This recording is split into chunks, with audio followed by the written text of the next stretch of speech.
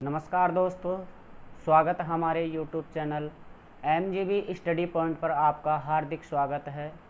दोस्तों, हम आज बात करेंगे, हमारी क्लास रहेगी प्रश्न निर्माण। किस तरह हम प्रश्न निर्माण कर सकते हैं, किस तरह प्रश्न निर्माण किया जाता है। आज के क्लास में हम यही बात करेंगे, किस तरह हमारे जो संस्कृत की जो बुक होती है, उस बुक में जो प्रश्न निर्माण किया जाता है वो किस तरह किया जाता है। तो दोस्तों, आज के क्लास में हम प्रश्न निर्माण के बारे में चर्चा करेंगे। तो आते हैं प्रश्न निर्माण।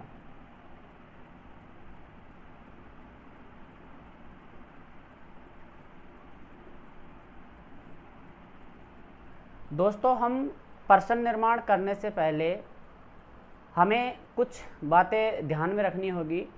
उन बातों के जरिए हम प्रश्न निर्माण कर सकते हैं। देखिए, मैं बात करूंगा कि सबसे पहले हम पुल्लिंग में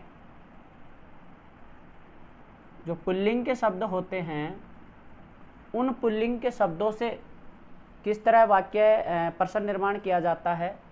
तो देखिए, पुल्लिंग में सबसे पहले हमें जो किम है, इस किम का पुल्लिंग में शब्द रूप याद होना चाहिए, क्योंकि प्रश्न निर्माण करने के लिए हमें जो किम शब्द है इसका शब्द रूप याद होना ज़रूरी है। क्योंकि प्रश्न निर्माण करने के लिए पुल्लिंग हो, स्त्रीलिंग हो, नपुंसकलिंग हो, तीनों में ही किम शब्द का शब्द रूप याद होना चाहिए। पुल्लिंग का अलग चलता है, स्त्रीलिंग का अलग चलता है, नपुंसकलिंग का अलग चलता है। तो हम सबसे पहले आज की क्लास में ये जो किम शब्द है, इस किम शब्द से पुल्लिंग में प्रश्न निर्माण बनाना सीखेंगे। तो देखिए, मैं इधर किम शब्द का शब्द रूप लिखता हूँ। तो यहाँ मैंने लिखा विभक्ति। क्या लिखा? विभक्ति, एकवचनम, द्विवचनम और बहुवचनम।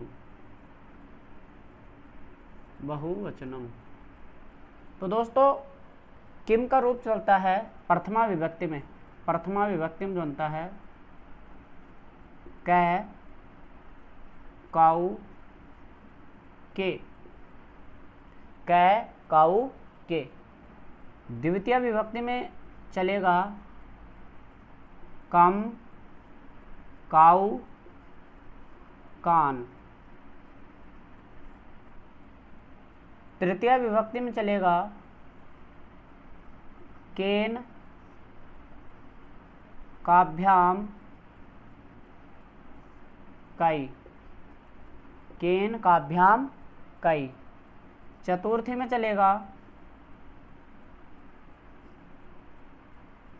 कस्मई, काभ्याम,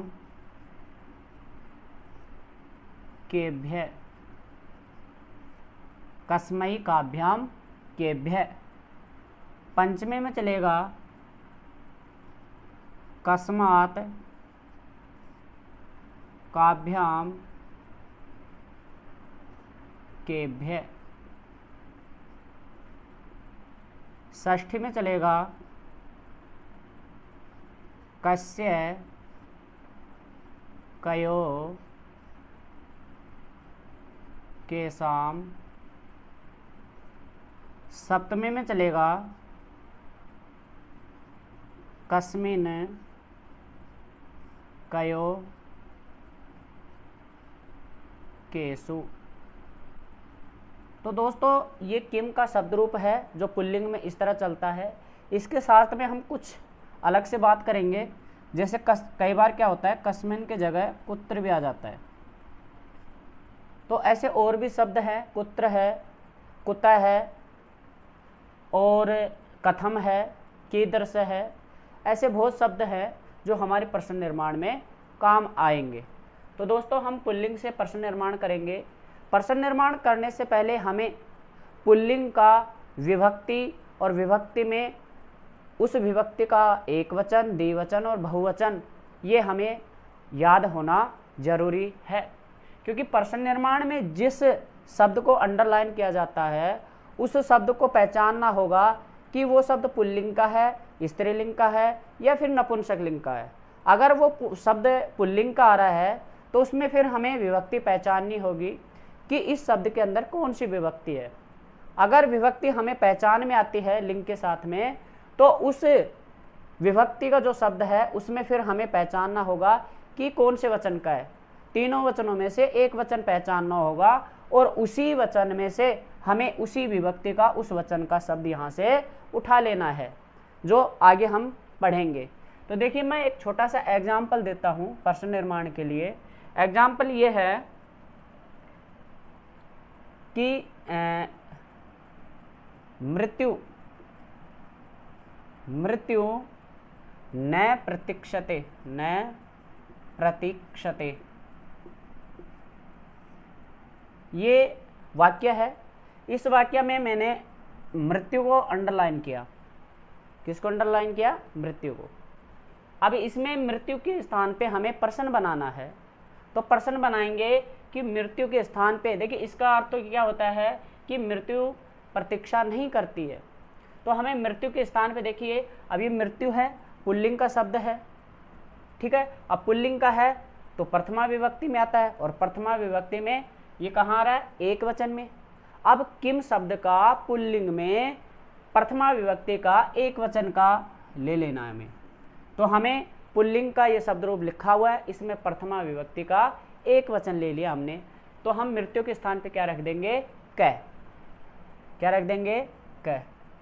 कै न प्रतीक्षते, कै न प्रतीक्षते। तो हमने मृत्यु के स्थान पे प्रश्न बनाया, हमने पहचान किया कि मृत्यु पुल्लिंग का है। अब पुल्लिंग से ही किम शब्द का पुल्लिंग में चलना है। अब वहाँ पर प्रथमा विभक्ति एक वचन में क्या है? कै। तो हमें मृत्यु के स्थान पे क्या रखना है? कै को रख देना है। इसी तरह मैंने दूसरा लिखा, मित्रेण स कलहम सुखी न भवति। मित्रेण सह कलहम सुखी न भवति, यानी कि मित्र के साथ झगड़ा करके हम सुखी नहीं रहते। तो यहाँ पर देखिए मैंने किया मित्रेण, यहाँ मित्रेण शब्द को अंडरलाइन किया और पूछा कि मित्रेण शब्द के स्थान पे हमें प्रश्न निर्माण करना है। तो यहाँ पर दोस्तों प्रश्न निर्माण करने के लिए हमें मित्रेण शब्द है, इसको पहचानना है कि ये मित्रेण शब्द किस लिंग का है। तो हमने पहचान किया कि ये जो मित्रेण शब्द है ये पुल्लिंग का है। अब पुल्लिंग का है तो मित्रेण कौन सी विभक्ति में बनता है? तो हमें इसके लिए अकारांत राम शब्द का रूप याद होना चाहिए, जो अकारांत में सभी में रामवत चलता है, राम के समान ही चलता है। तो देखिए रामः रामो रामा, रामम रामो रामान, रामेण रामाभ्याम रामई। इसी तरह मित्र है, मित्रो मित्रा, मित्रम मित्रो मित्रान, मित्रेण मित्राभ्याम मित्रई। तो यहाँ पर जो मित्रेण है ये तृतीया विभक्ति एक वचन में बन रहा है। कहाँ बन रहा है? तृतीया विभक्ति एक वचन में। तो हमें किम शब्द का पुल्लिंग में तृतीया विभक्ति एक वचन में जाना है। तो तृतीया विभक्ति एक वचन में क्या बन रहा है? केन। क्या बन रहा है? केन। तो इस मित्रेण के स्थान पे हमें क्या रखना है? केन। तो रख दिए, केन सह कलहम सुखी न भवति। किसके साथ कलह झगड़ा करके सुखी नहीं रहा जाता? तो यहाँ कैन आ गया, ये प्रश्न बन गया, ये हमारा सेंटेंस था, ये प्रश्न। तो दोस्तों इस तरह से हमें इस किम शब्द के रूप के जरिए, ये रूप हमें याद होगा तो ही हम प्रश्न बनाना सीखेंगे, और तभी हम प्रश्न शब्द के स्थान पे प्रश्न बनाना तभी संभव होगा जब हमें किम का रूप याद होगा। तो आई होप वीडियो आपको पसंद आई होगी।